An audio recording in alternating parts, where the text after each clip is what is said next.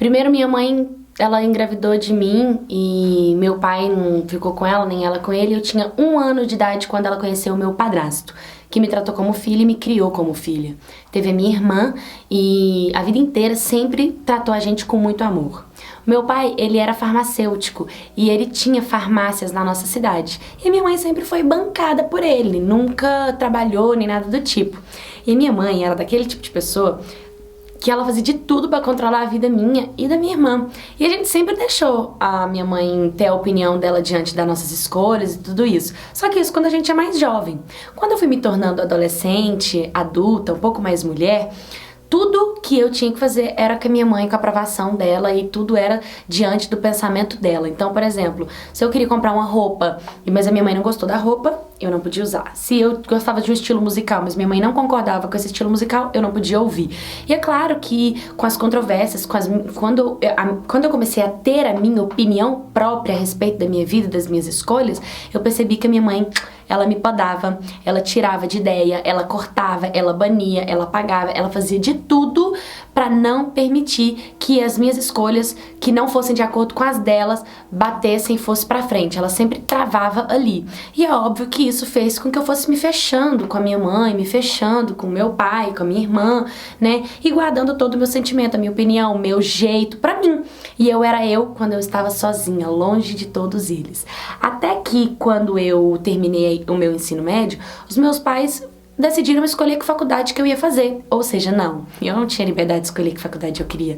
Era eles que tinham que escolher. Meu pai já tava ficando de idade, pensou, bom, a faculdade dela vai demorar 4 anos, é bom que eu me aposento e ela herda as minhas farmácias, então eu acho justo ela fazer farmácia. E minha mãe, claro, concordou e me colocaram no curso de farmácia. Eu comecei a fazer. Eu odiava. Não era o que eu gostava, não era o que eu me via. E várias vezes quando eu testei falar, eles não deixavam eu questionar, sabe? Porque era questão de honra, era questão de família, era questão de herança, né? E óbvio que aquilo me magoava e fazia com que eu me fechasse muito mais com eles.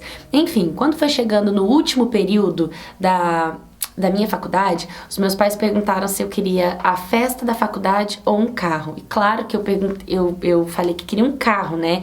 E aí eles me deram um carro. Assim, 6 meses antes de acabar a faculdade, eles já me deram o carro pra eu começar aí no último período já motorizada, né? E aí, beleza. Quando chegou no final da faculdade que precisei de entregar o diploma para os meus pais, que eles queriam diploma, que eles queriam ver, que eles queriam tudo, eles começaram a me cobrar. Eu simplesmente fiz uma mala, coloquei tudo que era meu dentro dessa mala e fugi da minha mãe, fugi do meu pai.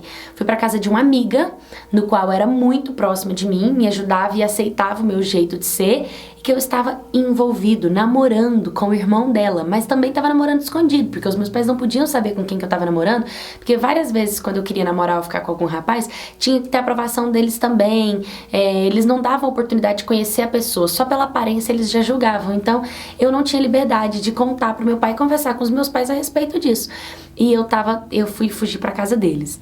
Aí minha mãe decidiu ir atrás de mim, porque eu simplesmente sumi dela, né? Eu não atendia, não falava onde eu tava, fiquei sumida por alguns dias e ela foi na minha faculdade atrás de mim. Quando ela chegou lá, a minha mãe descobriu que tinha 6 meses, exatamente 6 meses que eu tinha abandonado o curso, que eu não fiz o último período de faculdade e que eu tava mentindo pra ela esse tempo todo. Então todos os dias quando eu saía de casa e falava que eu ia pra faculdade, na verdade eu ia pra casa dessa minha amiga e ficava com o meu namorado na casa dela, porque eu não gostava do curso que eu tinha, não gostava da vida, não gostava do futuro que eu ia ter, do cargo que eu ia pegar, do que eu ia fazer, eu não queria aquela vida pra mim.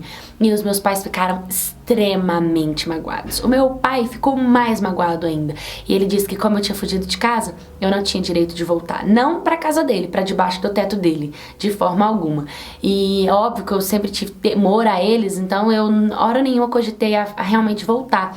Já minha mãe, ela começou a fazer escândalo. Ela foi lá na casa dessa minha amiga, né, ela conheceu meu namorado e ela não aceitou de forma alguma meu namorado por conta da cor dele também. Ela falava que como eu tinha coragem de ficar com a pessoa daquela cor, que isso era vergonha pra ela, e brigou com a mãe do meu namorado, com a minha sogra, que me apoiava, que acreditava em mim, que gostava de mim, que cuidava de mim, falando pra ela que era um absurdo ela ter me acomodado na casa dela, era um absurdo, como tem coragem, se ela aceitaria se fosse ao contrário. E minha sogra, assim, ela tentava me defender e falava, olha, mas se a sua filha fez isso, tem que resolver com a sua filha. Algum problema tá acontecendo entre vocês duas, não sou eu. Eu só tô abrigando a sua filha, dando comida pra ela, entendeu? Então, tipo assim, se ela tá aqui, é porque você não deu algum suporte dentro da sua casa. E a minha mãe era daqueles tipos de mãe, assim, ai, mamãe dá tudo, mamãe sabe tudo, mamãe é a melhor amiga, mamãe cuida da vida delas, a minha filha não tem coragem de fazer isso, a minha filha não tem coragem de comer isso, minha filha não tem coragem de andar em tal lugar, minha filha não tem coragem de ficar com tal fulano. Minha mãe, ela enchia a boca pra falar de mim, da minha irmã, e vendeu, e minha irmã com uma imagem de perfeitas. E quando isso aconteceu, a imagem dela foi no chão.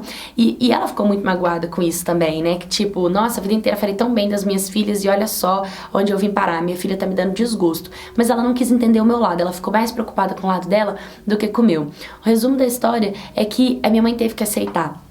Até hoje eu moro na casa da minha sogra. Nunca pensei em voltar pra casa da minha mãe. Eu e o meu namorado nos tornamos maridos. Por quê? Porque chegou uma fase em que eu engravidei. E quando eu engravidei, que eu contei pra ela, ela quis me obrigar a casar, né? Ela e o meu pai quiseram me obrigar a casar, mesmo não estando debaixo do teto deles, mesmo não estando sustentada por eles, ou seja, mesmo eu fora da casa deles, eles ainda queriam controlar e cuidar da minha vida. Então isso sempre me sufocou. Só que como eu e meu marido, a gente realmente queria mesmo estar junto, a gente se amava, então a gente decidiu casar logo. E aí a gente foi no cartório, nos casamos, tal, né? E hoje eu tenho minha filha maravilhosa, minha mãe busca, minha mãe passa o final de semana com ela, minha mãe traz, mas a minha mãe é super amargurada, é daquele tipo de pessoa assim, que ela não pode saber que eu e meu marido discutimos, porque se eu falar assim que eu e ele discutimos, ela já quer arrumar o meu quarto lá na casa dela e quer que eu volte morar na casa dela e que eu separe. Ela não é aquela mãe que fala assim, minha filha, agora você casou, por que você não procura sua casa? Por que vocês não procuram crescer na vida?